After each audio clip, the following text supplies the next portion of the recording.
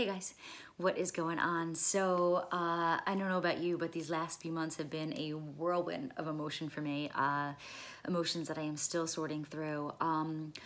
Among them is an emotion that I never thought I would feel at such a profound level. I felt it once before, maybe a few times before, but never so prolonged as I did now, even after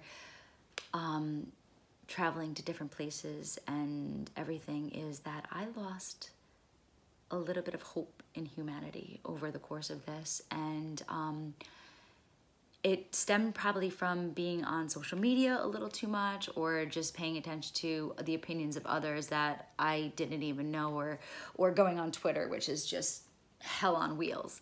But it was there and it happened. And for those of you guys that know me, whether virtually or actually in real life, you know that I am among the most hopeful, even when presented with evidence to the contrary.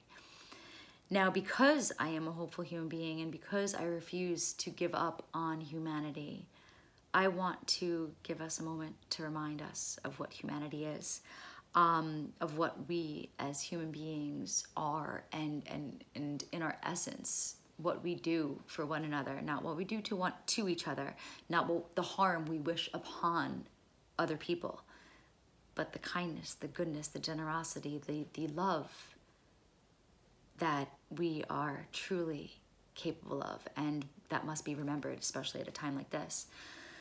So that being said, for those of you that are new to me, I'm a writer, and I just completed a book called I Once Was a Pilgrim.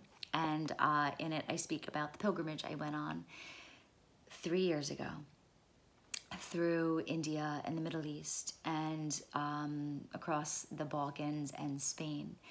And I wanted to share with you a moment on this pilgrimage that profoundly affected my life in the most incredible way.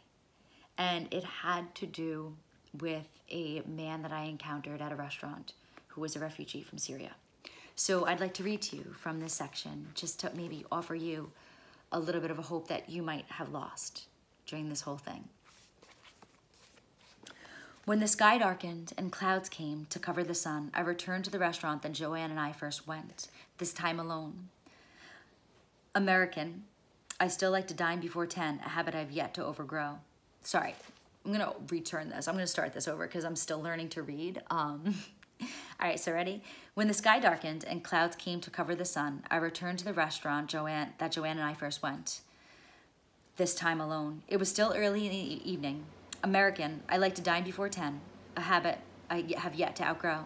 Besides, at all times of the day, I am overcome with an insatiable hunger for communion, with food, with nature, with humanity, and tonight was no different. The restaurant employed many men from Syria, among them my waiter. There was but a decade longer than a lifetime between us.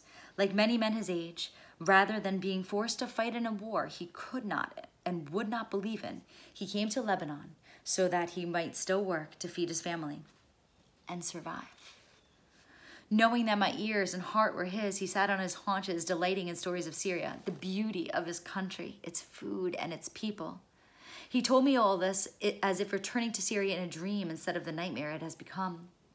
At the end of this meal, small dishes filled with molasses and tahina were brought to the table.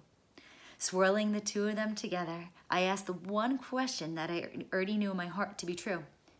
Tell me, is it true that Syria has the best baklava? He smiled as if remembering a sweetness that can never be lost. Come back in 2 days. I will have something for you then.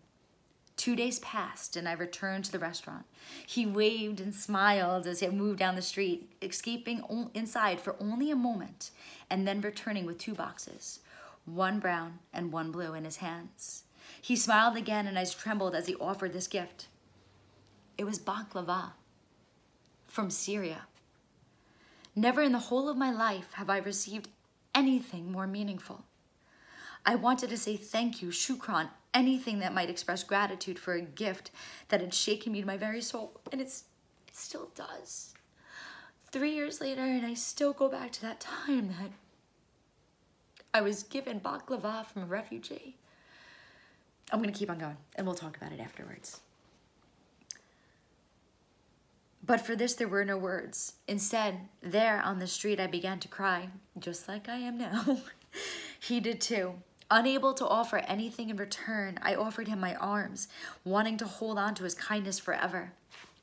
There we stayed, holding one another tight, each of us afraid to let the other go, as if there, in the middle of a world still trying to make sense of itself, we had found the meaning of humanity, as if we had found the meaning of life. Returning to the hostel that night, I shared of his gift with everyone who was there. Taking small bites of baklava, I imagined that this is the way that Damascus tasted before the war, and I wondered if, after the war, it would still taste this sweet. So there it is, guys.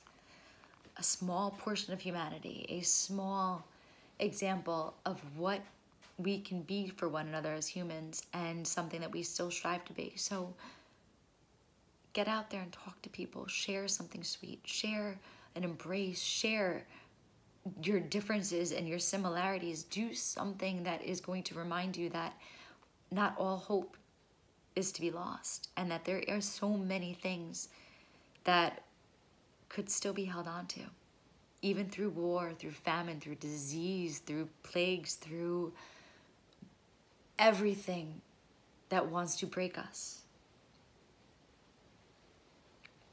Don't let it. It's what we have. It's all we have left. Have a good day, guys. I'll see you soon.